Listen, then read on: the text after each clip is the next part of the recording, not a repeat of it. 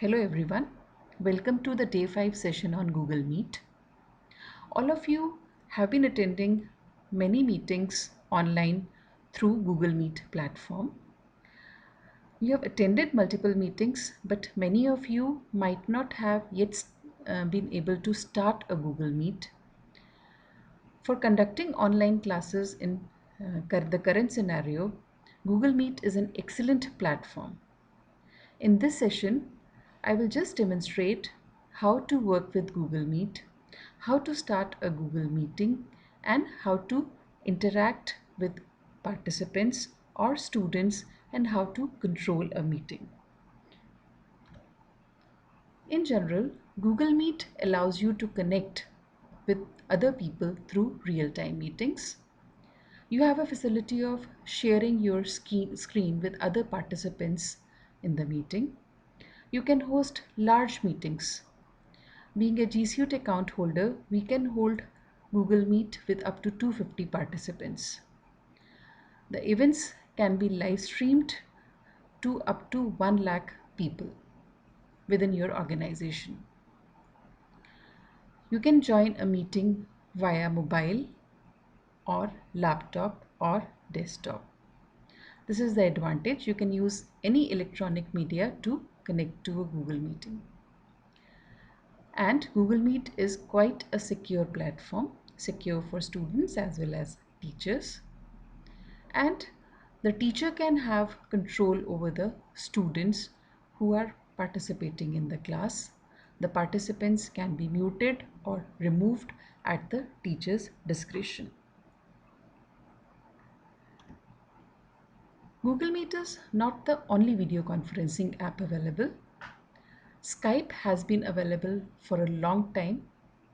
Besides that, the new names we are hearing right now are Cisco WebEx, although even that is not an old platform that is being used professionally by many organizations. Microsoft Teams, Zoom, GoToMeeting, Slack, Join.me. These are the other apps which are available for video conferencing. Each of the apps has its pros and cons. But we use G Suite since we have a G Suite account with DU, and that makes Google Meet preferable to us rather than these platforms. We can use Google Meet to conduct video meetings, virtual classes, as well as remote interviews. Google Meet can be used on browsers, on your systems. You can use Google Meet on Android phones as an app or on Apple phone also as an app.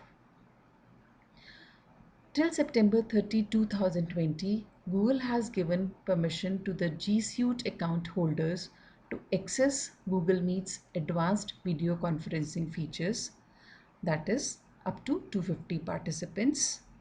Let me tell you, a normal Gmail account holder can conduct a Google meeting with just a limit of 100 participants. And another feature for G Suite account holders is that live streaming to up to 1 lakh users can be done and the meetings can be recorded. When we are using a Google Meet, we always join using a ID. That ID is 10 characters long, and you can imagine 10 characters made up of 10 alphabets. So at each position we have 26 options available. Thus it is very difficult to guess the meeting ID of a Google Meet, and nobody can just join any meeting by guessing the meeting ID, and that is generated at random every time you start a meeting. Meet includes lots of protections to safeguard student and educator privacy. Now let's see how a Google meeting can be started. We can start the Google Meet from Gmail. If you have opened up your Gmail account, you will find the links for starting a meeting or joining a meeting on the same page.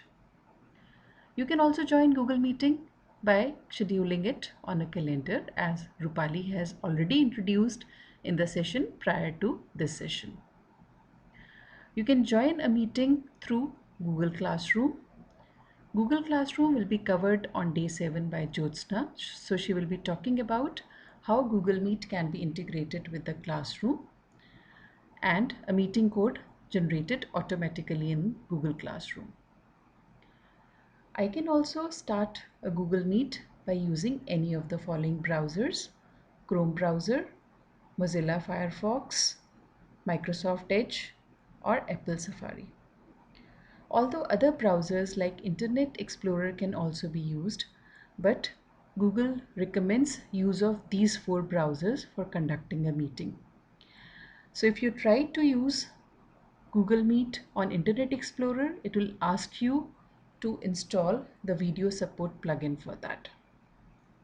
And the last and the most commonly used method for joining a meeting is through the Google Meet mobile app, as many of you must be doing it very frequently.